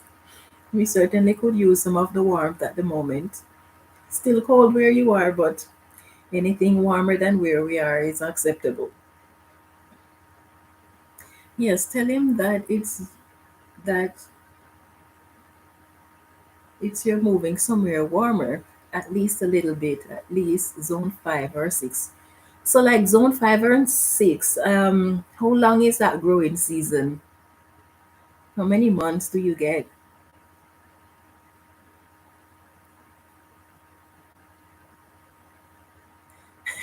Sounds easier to move to Connecticut than to upgrade the garage eating. I absolutely agree with you, my dear. It is a lot of work because one of the biggest challenge I think I would face is because whoever owned this property before us, there was a contractor that actually owned this place before we bought it, and he decided that he was going to extend the garage. He didn't want to spend the time to change the roofing of the garage. So the way he made the addition was just not the best way to do it. It is functional, it works pretty well, but it wasn't really the best way to do it because one side of the garage wall is lower than the other side. And then the garage wall goes up like this, it goes like that, and then right about here, it goes like that. So you don't have this, you have this. I don't even. So you have it goes like this, and then it bends like that. So it's not really ideal the way it is. And then because of addition, and when you're doing addition you have to put in beams. So where I would run the vent, he has beams there, and you cannot cut large holes into beams because then it will lose its strength. So if I am to run vents in there, it's going to be a lot of work, unfortunately. So I don't really have the time to do that. It might be easier to go find somewhere else. That's why I'm going to be joining you down there in Connecticut. Let's see. Just kidding. Men are good to have around. They just need little convincing that worms and plants are necessary. Well, for the plants part of it, he is like 100% supportive of the plants, but not inside the home because he's afraid of the amount of moisture that you're going to have in the house because of the plants. But in Saskatchewan, there's no need to worry about the moisture. You're more worried about the moisture that the wind will produce than what you're going to be using on your plants because the here is so dry. You have to use a humidifier anyway. And then because plants can at times cause pests, so he's concerned about that. So that is his issue why he doesn't really want them to be in the house. But all of those things you can get under control. But that's where you have to convince him that okay, these things are things you can control, so you don't need to worry about that. Let's see. There's usually 150 frost-free days per year, sometimes 170. 5 months, almost 6 months sometimes. Oh, that's awesome. Yes, I would definitely be growing some sweet potatoes if I had that if I had that long growing season. Oh yes, definitely, because then I would only have to start it indoors a few months before. It would be fine. Let's see, Elfie says, I think we're about 5 months average, so what Lisa said. Oh, okay. Yeah, that's not bad. That's not bad. I would do well with that growing season because then I could do some succession planting, which I've always wanted to do, but not an option where I am. The only thing you can do succession planting with here is if you're growing, what is that? Microgreens or some lettuces that grows pretty fast. Yeah, but outside of that, there is no room for succession planting, unfortunately. Yeah, we get 3 months. Sometimes it can even be less, a little less. Sometimes it can be 4 months. And the funny thing is that when we first came here, it wasn't this bad. Um, I would usually plant my stuff like the last week in May to the first week in June, and I would have things outdoors in October. But in recent years, August, by the end of August, and sometimes it might go to the end of September, you better have everything indoors because apart from your brassicas, and it depends on which brassica too, they can't be outdoors past September. Let's see, Lisa says the spring and the fall are really good for a cold crop, such as lettuce and brassicas. Yeah, unfortunately, my dear, in my region, the spring is either it is severely cold or the fall is just severely cold. There are some brassicas and some lettuce that do well, but the gap between them is just short, very, very short. And I guess I haven't really been exploring much with that because I think it is just like about 3, 4 years ago that I learned that you can actually plant things like your lettuces and stuff early because you I usually just plant everything at the same time. So I would plant as soon as the growing season start the last week in May. I would just plant everything at that point in time. But then I learned that you can actually start planting your lettuces and your brassicas a few weeks earlier. In fact, I saw one lady, and that is how I found out that you can plant your cool weather crop early, so early.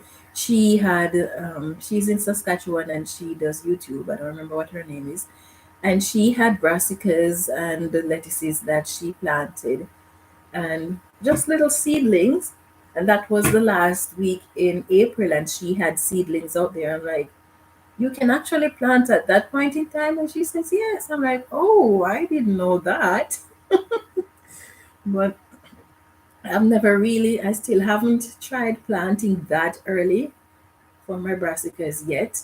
So I would like to try it though. I think maybe this year I might try. But what I'm going to be doing though in the next few weeks is my winter sowing in jugs.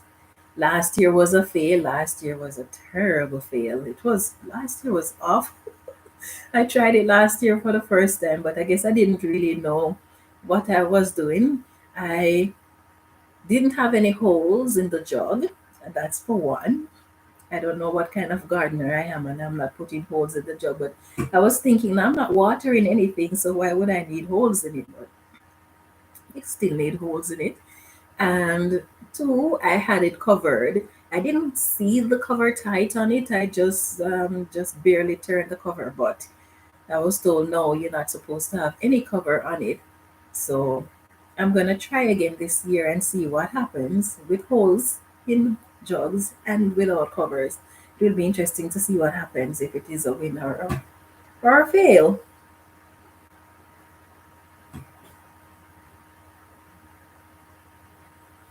Let's see. Um, Lisa says, I think last year you left the tops on the container, which is why things didn't go well.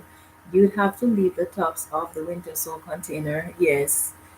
So I'm gonna try not to make that mistake again. Let's see what happened. Last year I had what's that thing called? That little green thing when you have cool, damp soil. Moss, yes. Algae. I had those growing in my in my winter jugs. Yes, I had those growing in my winter jug, so at least I learned my lesson. You pay to learn, right?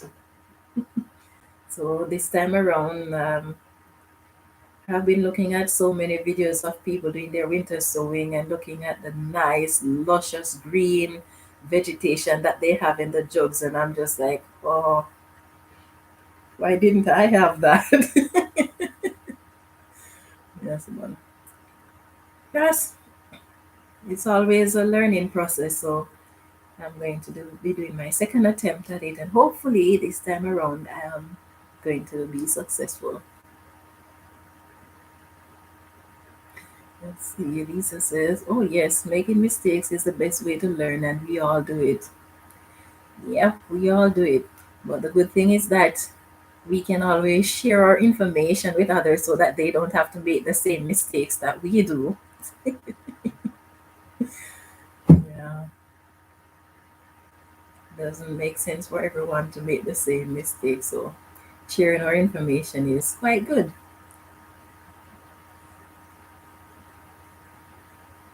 Ooh, you started four more worm beans today. Girl, you are serious. You're on a roll.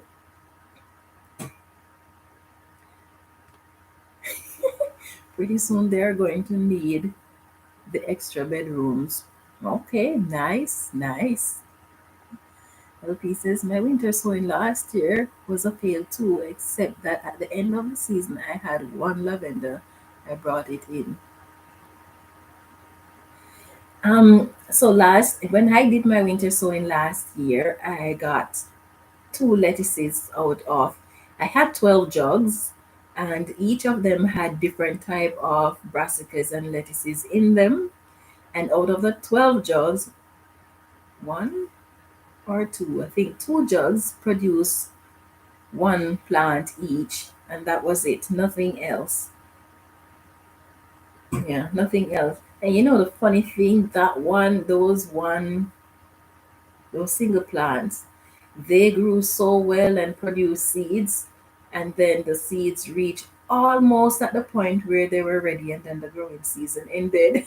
The frost came and I didn't get to harvest any of the seeds. I was quite disappointed because when I saw the seeds coming up, I was quite happy that I'm gonna at least get some seeds from them, and then my winter sowing would not have been in vain. But such is life. You win some and you lose some. Oh, you have a worm addiction. Yes, my dear, don't we all? LP says, "Whoa, Lisa, four more. That's nice. What for?" LP says, "I'm just big into vermicompost, and the worms are multiplying so fast, I keep making more bins." Well, whatever you're doing, my dear, you are doing a good job because those videos that you put up and the rate at which those worms are multiplying, they are just doing very well. I was for the past couple of years, I've been looking at my worms, and in the summer, when I put my worms outdoors into my compost bin, they always multiply so much. And then when I bring them into the garage, usually at the end of August to September, I have lots of worms. And every time when it when they're in the garage, at the end of the winter, I don't have the amount that I went in with. I'm like, what's going on? Why, what? My worms are supposed to be multiplying even if the time is cold. So what's going on? So my research that I've been doing says that rats eat worms, but mice don't. So I've been doing some research recently because that would be the only answer that I can come up with why I'm losing my worms every winter. So, and then I noticed that a few times I going to look after my worms, and I would see mice jumping out of the worm bin. So I'm like, no, something must be going on. So this must be the answer. So based on my research, the mice, they do eat worms. So they have been there all these winters fattening up themselves on my worms. So now for most of my worm bins, one shelf is fully mice proof, the other one is partially mice proof. Some of my bins, individual bins, have covers that they cannot enter, but then there are some of my bins that I'm going to have to get more material to cover them because, based on how the shelf is set up, I cannot put the doors on that part of the shelf to make it mice proof. So I'm going to have to mice proof those individual bins. But until then, I'm going to be losing the worms that are in those bins. But at least I found what the problem is. So next winter, I should have tons more worms than I did all these previous winters that I'm there losing my worms and not knowing what's going on. But thankfully, I was able to find what the problem is. So now I can get it under control. Let's see. Lisa says, "LP, I'm just big into vermicompost and the worms are multiplying." Okay, I read that already. She says, "At least something in my house has a romantic life." Oh, yeah, they're having their fun. Do you have shrews? What's that? What are shrews? They are very small, like the size of mouse, and their sole diet is worm. They are nocturnal, so you don't see them. I had them eat tons of worms. Never heard of them. So, and I've never really seen any creature apart from mice running around in my garage. So now I'm on a serious campaign to get rid of them. I have cornmeal turned or cooked, salted, and scattered all over the garage because cornmeal swells up, and when they eat it, it just keeps swelling up in them. And then it is salted, like severely salted. So they will just go in search of water, which they won't find, and they will just drink themselves into a pulp if they do find water. So and then I'm setting up my traps. I'm doing everything because now I'm like, oh, you guys have been having fun on my worms. It's my time to have fun now. Yeah, so hopefully my poor little worms will have time to redeem themselves before the winter is up.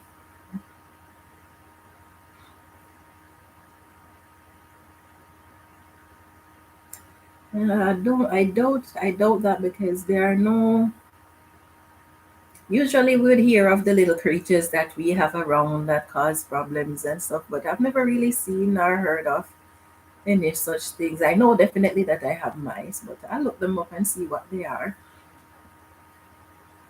But I've never really seen any creature in my worm bins apart from mice, and those are the regular pest mites and potworms and stuff like that. But mice are usually the only severely annoying thing I've ever seen in my worm bin. And you don't really see them that often, but the fact that they are there means that they're going to be feasting on my worms. Let's see. LP says, I just fed a large meal of coffee grounds to all my bins. Curious to see how that goes. Yeah, that would be interesting. So, when you said a large meal, does that mean the individual bins get a lot of coffee grounds, or is it that a lot of coffee grounds spread out across the various bins that you have?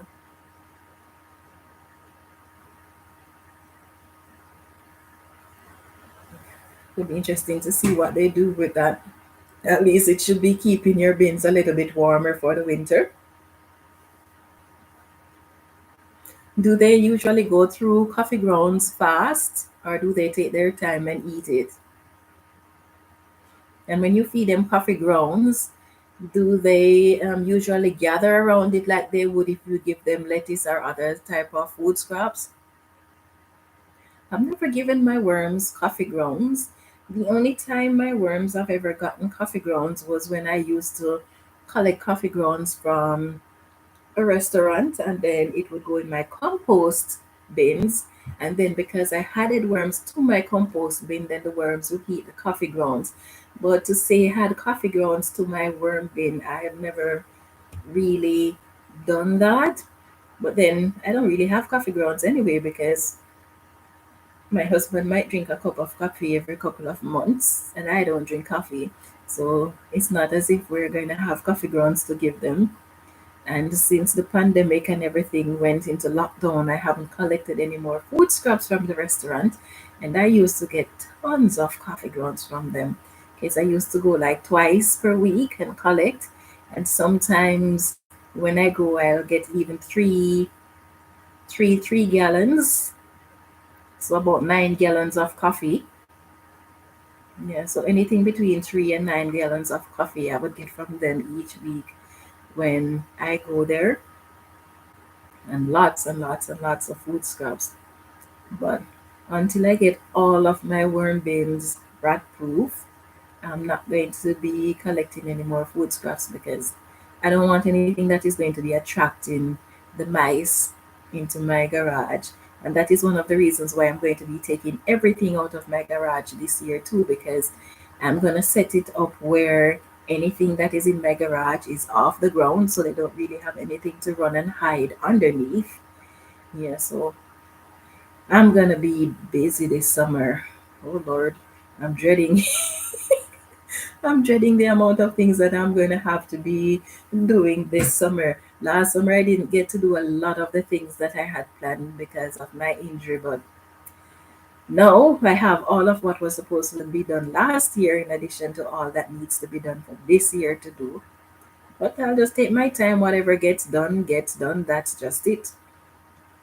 It's nothing I can do apart from just take it a day at a time. Let's see. Do a web search for common shrew. I'm almost certain that's what was in your bin. Okay, interesting.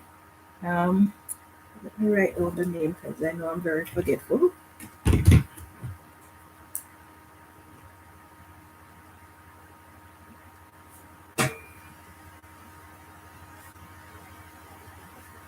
Octopi creatures eat worms. Okay. Yeah, so I'm going to look up these guys and see what's going on. Hopefully, it's not them that I have. If I have mice, I know how to deal with the mice. I don't know how to deal with any other creature. So hopefully, it is the mice that are bugging my worms and not these shrews. Yeah, our region don't really have a lot of pests because of how cold it is. So I guess there is some advantages to being cold. Yeah, so a lot of things that bothers a lot of people we don't really have to worry about, but we still get some. Let's see.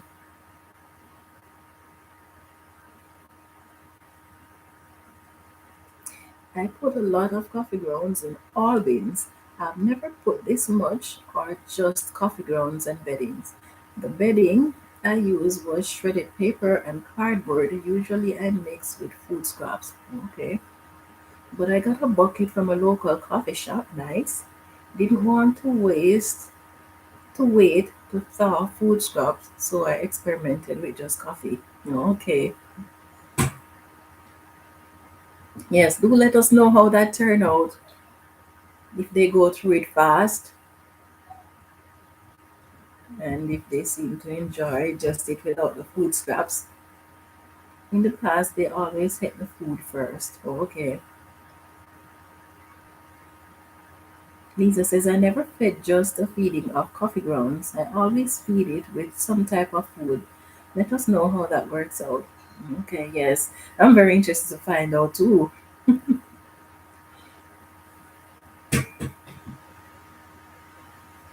Yeah, true.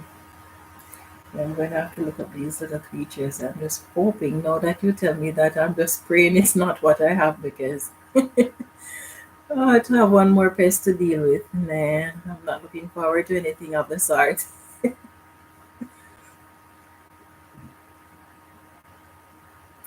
Yeah, so guys, I think this is the longest I've ever been on a live of my own, that is.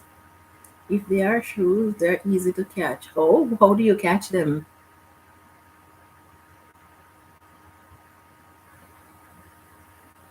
Are they slower than mice?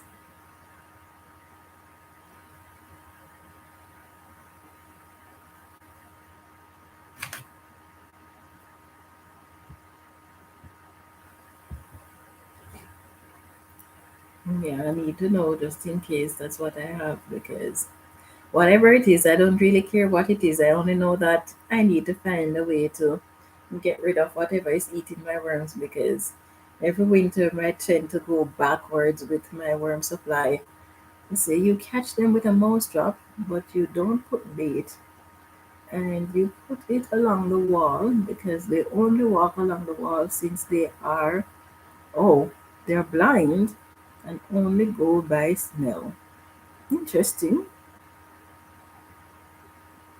That's very interesting. They're blind. Oh, my smell. Okay.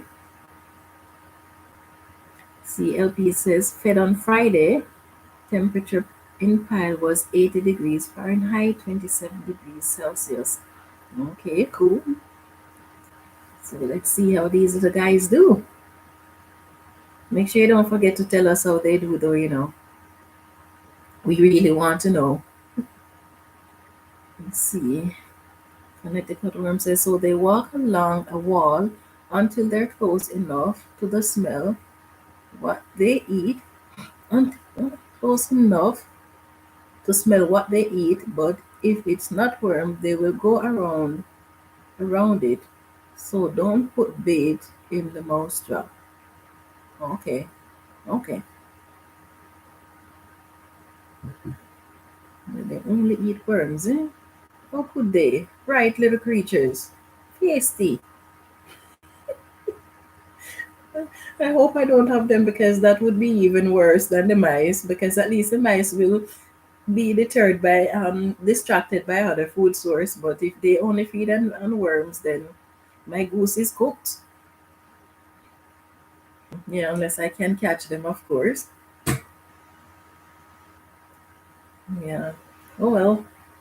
The thing is that I have mesh around my worm shelves now, apart from the one that I said I cannot, because of how it is laid out. I cannot really mice proof the upper portion of it. But then one shelf, the second shelf that I built, it doesn't have mesh on the back. It has that thing pegboard. Yes, because at that point in time I didn't have any mesh, and then because we have so many things stored in the garage, so a lot of the things are up against the pegboard. So I would really like to take the pegboard off and use mesh on it, but I can't really get to it. So that is also one of the reasons why hopefully I will find the time this year to take a lot of the things out of the garage so I can actually fully mice proof the worm shelf with the proper equipment rather than using the pegboard on the back, because those little mice, they are just terrible little creatures. They can bite through so many things. So I want to use one of the options that it is less likely for them to get through. Let's see. LP says that's the temp right now. Paper over coffee. Then I poured water. They in paper, but not the ground right now. Don't want to dig under because basement cold. I'll update this week. Okay. Yeah, I'm gonna have to see if I can find your account so I can see what's going on there.